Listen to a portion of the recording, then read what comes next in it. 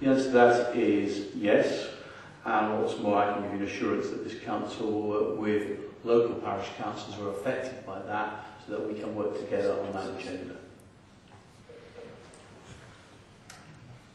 Thank you very much. And that brings us on to the final section of this particular round of questions, which is on adult social care and health, which I'll let Councillor Tom Parry lead.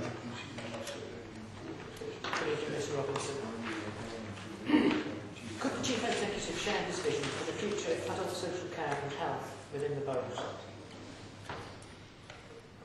The Council's vision is very simple on this issue. It's basically to support you, to support yourself. That is our vision for adult social care. And that obviously fits within the broader vision for the Council, which is about customer first, best practice and value for money, i.e. getting the very best at the least cost. Would you like to elaborate? Some examples of that enablement philosophy, please.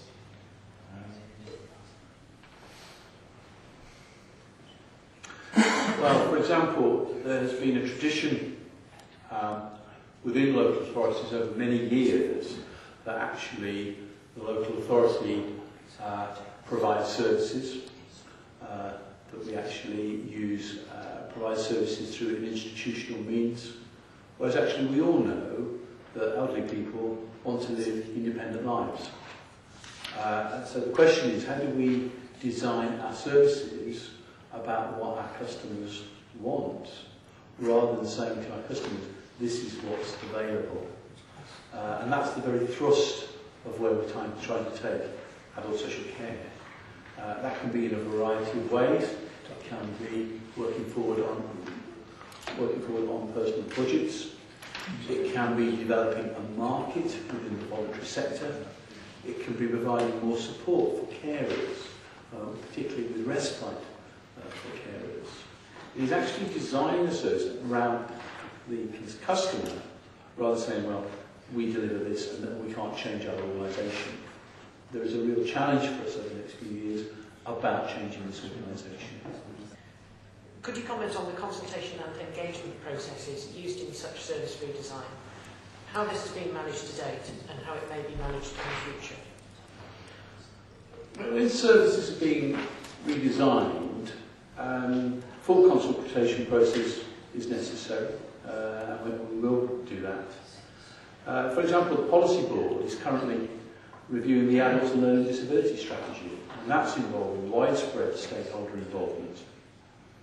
But obviously matters like the Mulberry and Northgate locks, example, are actually matters about changing our approach on staff structures. And it's not council policy to consult on staff structures with service users.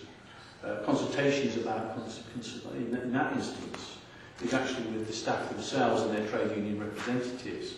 So I think we need to be very clear about what we mean when we're changing services.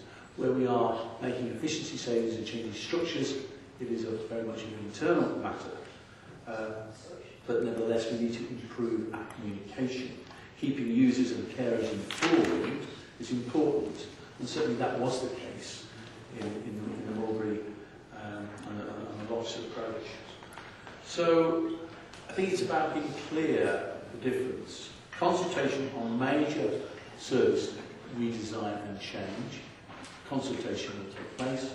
Where it's a matter of an organisation matter, our first approach must be to deal with our staff, but at the same time keep our users informed of what we're intending to do.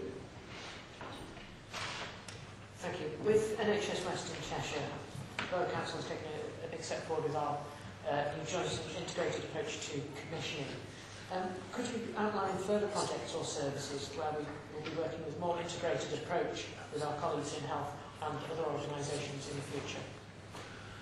I think this is an area which is really exciting. We're at the stage where we've created a potential framework for working together with the health service, where we have joint governance arrangements, and we are looking together about a whole range of services that we can join up. So services such as social workers, community matrons, integration of occupation therapy service, and the council's re-enablement service are examples where we are working at the moment. think it's important to remember we're not just talking about provider services, we're also talking about commissioning services as well. So the intention at the moment is we would create quite a unique governance structure where non-executive members of the PCT, alongside elected members from this authority, will sit on the board and oversee both the commissioning and the delivery of provider services. My final question. Could you tell us how the Borough Council will be engaging with private and voluntary sectors to make use of their skills, expertise and quality? I think I touched on this a little earlier. I think it's worth noting that 70% of adult social care expenditure is already within the third sector. I'll make that point clear. And obviously our approach to in-house home care, as we seek to create and develop a voluntary sector market, will ensure that there's actually another further £6 million of activity in the third sector over the next few years.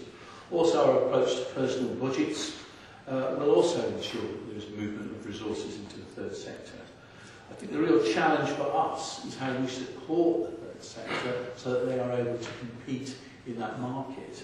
And I was at an event with the Cheshire West and Chester Voluntary Sector Assembly on Tuesday evening, where we touched on that, and there was an event yesterday as well, where we are working with them to develop their skills so they can compete in the market. I think it's fair to say there are concerns with them for the voluntary sector at the moment, because we are moving into a new world. But ultimately, I think what is clear is the voluntary sector are keen to work with this new council. They want to be clear about what this new council is trying to achieve, and they are prepared to change their organisations and so that they are in a position to compete. And in turn, our role is to provide the resources to support that. And an example of that is we've seconded a full-time officer to work with the third sector forum to develop that particular market.